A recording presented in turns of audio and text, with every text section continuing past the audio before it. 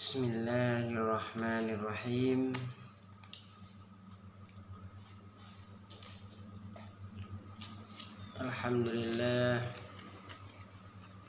Alhamdulillahilladzi hamdan katsiran kama amar.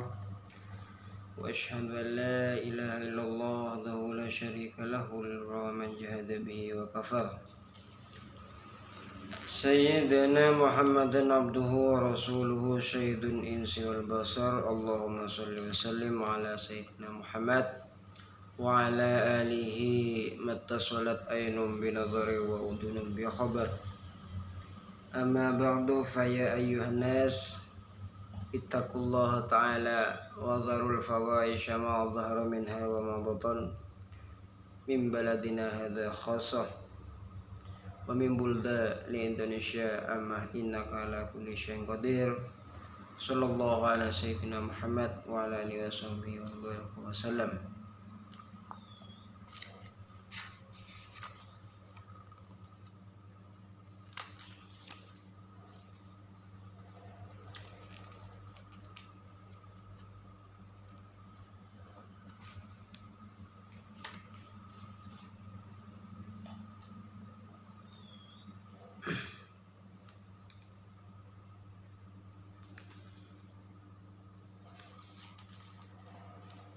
Ya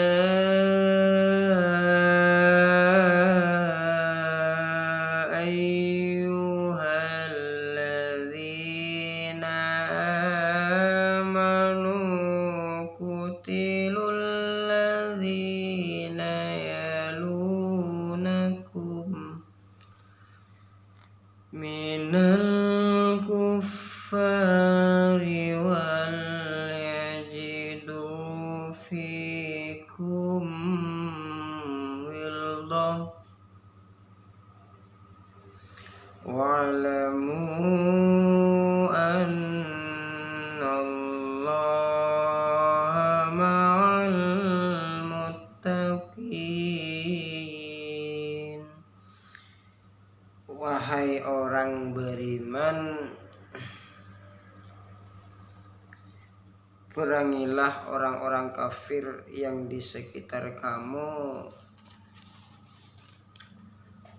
dan hendaklah mereka merasakan sikap tegas darimu, dan ketahuilah bahwa Allah bersama orang yang bertakwa.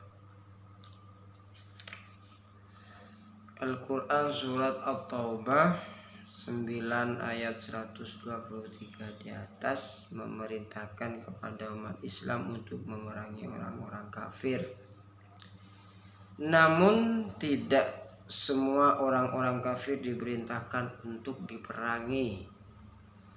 Kenapa? Perintah Allah Subhanahu wa taala kepada umat Islam untuk memerangi orang kafir hanya ditujukan kepada orang kafir yang memerangi orang Islam, orang-orang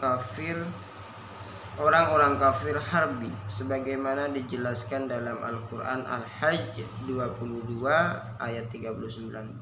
Okay. Udzinal ladzina yuqataluna bi annahum zulimu wa innallaha ala nasrihim laqadir. Diizinkan berperang bagi orang-orang yang diperangi karena sesungguhnya mereka dizalimi, dan sesungguh Allah Maha Kuasa menolong mereka itu. Al-Quran Surat Al-Hajj 22 ayat 39 di atas menjelaskan bahwa umat Islam diizinkan memerangi orang kafir apabila umat Islam diperangi oleh orang kafir. Orang-orang kafir yang memerangi umat Islam disebut orang-orang kafir harbi. Sedangkan orang-orang kafir yang tidak memerangi umat Islam disebut orang-orang kafir ghairu harbi. Dalam konteks negara Indonesia yang berdasarkan Pancasila dan Undang-Undang Dasar 1945, Orang-orang non-muslim bukan termasuk orang-orang kafir harbi.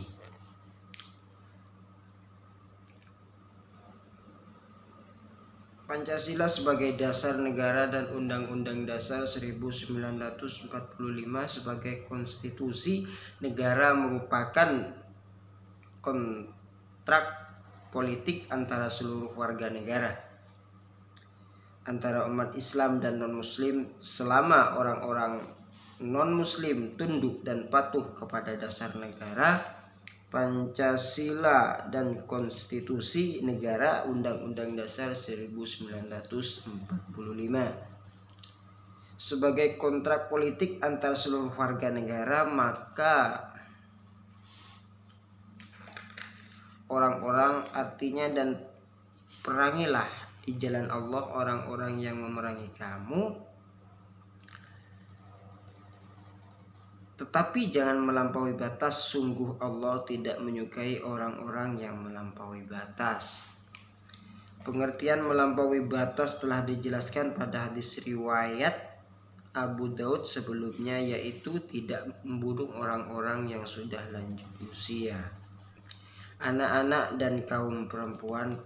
Perintah berperang qital bukan berperang dengan penuh kemurkaan. Qital tidak boleh dilakukan dengan dilandasi oleh dorongan hawa nafsu seperti untuk kepentingan ekonomi, kepentingan pribadi, balas dendam dan lain sebagainya, akan tetapi betul-betul dilandasi oleh niat yang murni untuk menegakkan kalimat Allah. Hal ini pernah dicontohkan oleh Ali bin Abi Thalib saat berperang melawan orang kafir. Pada saat Ali bin Abi Thalib akan membunuh salah seorang musuhnya, ia diludahi, kemudian ia menggurungkan niatnya untuk membunuh musuh tersebut. Ketika ditanya mengapa engkau tidak membunuhnya padahal engkau dinudai, Ali menjawab, jika aku jadi membunuhnya bukan karena Allah tapi karena aku diludahi. Pada masa Nabi Muhammad SAW, keputusan berperang melawan orang kafir diputuskan sendiri oleh beliau selaku kepala negara sekaligus sebagai pemimpin agama, sebagai nabi dan rasulnya. Namun dalam konteks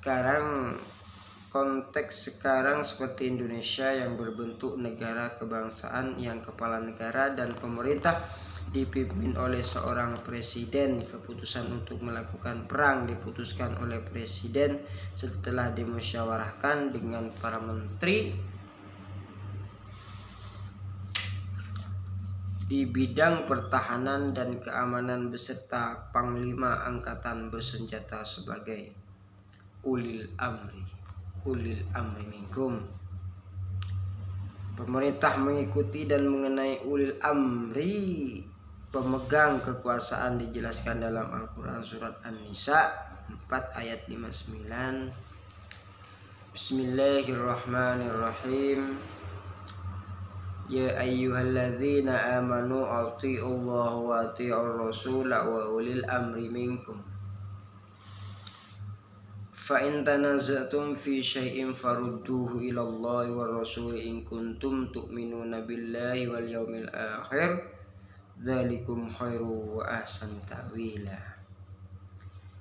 Wahai orang-orang yang beriman, taatilah Allah dan taatilah Rasul Muhammad dan ulil amri, pemegang kekuasaan di antara kamu. Kemudian jika kamu berbeda pendapat tentang sesuatu, maka kembalikanlah kepada Allah Al-Quran dan Rasul Sunnahnya. Jika kamu beriman kepada Allah dan hari kemudian, yang demikian itu lebih utama bagimu dan lebih baik akibatnya.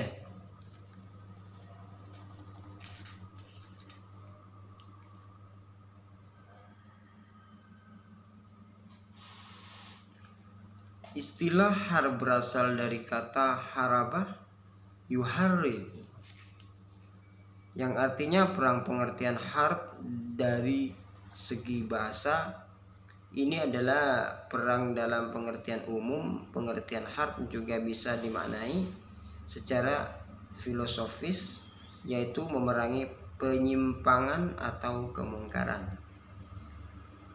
Istilah harb dalam Al-Quran tidak selalu bermakna militeristik, tetapi juga termasuk perang melawan kejahatan, kemungkaran, sebagaimana dalam Al-Quran surah Al-Baqarah 2 ayat 278-279 ditegaskan bahwa berperang melawan Allah dan Rasulnya jika tidak meninggalkan kejahatan riba. Ya ayyuhalladzina amanu taqullaha wa dharu ma baqiya minar riba in kuntum mu'minin fa illam taf'alu fa'dhanu biharbin minallahi wa rasulih wa in tubtum falakum ru'usu amwalikum la tudlimuna wa la tudlamun. Wahai orang-orang yang beriman, bertakwalah kepada Allah dan tinggalkanlah sisa riba yang belum dipungut. Jika kamu orang beriman, jika kamu tidak melaksanakannya, maka umumkanlah perang dari Allah dan Rasulnya. Tetapi jika kamu bertobat, maka kamu berhak atas pokok hartamu. Kamu tidak berbuat zalim, merugikan, dan tidak dizalimi, dirugikan. Pengertian perang dalam Al-Quran dalam surat Al-Baqarah 2 ayat 279-279 di atas tidak bernuansa militeristik, tetapi dalam rangka perang terhadap kejahatan, yaitu kejahatan riba. Riba adalah salah bentuk kejahatan karena menzalimi orang lain. Perilaku riba akan melanggarkan kemiskinan sehingga akan menimbulkan kesenjangan antara yang kaya dan yang miskin dalam kehidupan masyarakat. Dalam konteks Indonesia yang masih dilanda dengan berbagai kejahatan kemungkaran seperti kejahatan narkoba, kejahatan korupsi, kemiskinan, dan keterbelakangan, maka semangat perang semestinya diarahkan untuk memerangi kejahatan kemungkaran tersebut. Dalam Al-Quran surat At-Taubah ayat 71, Allah Subhanahu wa Ta'ala memerintahkan untuk memerangi kejahatan kemungkaran. Wal mu'minuna wal mu'minatu ba'duhum awliya'u ba'd ya'muruna bil ma'rufi wa yanhauna 'anil munkari wa yuqimuna sholata wa yu'tuna zakata wa yuti'ullaha wa rasulahu ulaika sayarhamuhumullah innallaha azizun hakim. Dan orang-orang yang beriman laki-laki dan perempuan, sebagian mereka menjadi penolong bagi sebagian yang lain.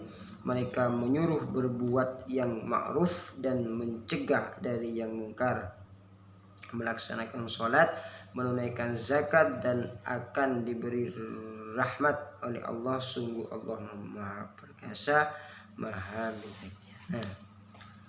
Usikum wa nafsi bitaqwallah.